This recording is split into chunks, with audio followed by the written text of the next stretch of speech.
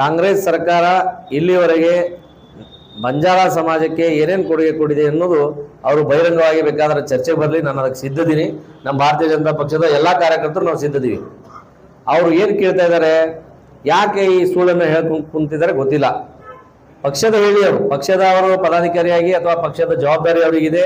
ಪಕ್ಷದ ಬಗ್ಗೆ ಅವ್ರು ಪ್ರಚಾರ ಮಾಡಲಿ, ಪಕ್ಷದಿಂದ ಅವರು ಓಟನ್ನ ಕೇಳುವುದು ಪ್ರತಿಯೊಬ್ಬರದ್ದು ಧರ್ಮದವ್ರು ಕೇಳಿ, ಅದು ಅವ್ರ ಎಂತಲ್ಲ ಸ್ವತಂತ್ರದವ್ರು, ಎಲ್ಲರಿಗೂ ಸ್ವಾತಂತ್ರ್ಯ ಇದೆ, ಎಲ್ಲರೂ ಕೇಳ್ತಾರೆ.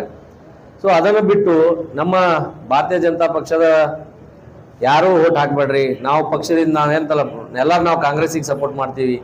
ಸಮಾಜ ಅನ್ನೋದು ಯಾರ ಕೈಯಲ್ಲಿ ಇಲ್ಲ, ಯಾವುದೇ ಸಮಾಜ. ನಾನು ಇದರ ಹಿಂದೆನೂ ನಿಮಗೆ ಸ್ಪಷ್ಟೀಕರಣ ಕೊಟ್ಟಿದ್ದೀನಿ.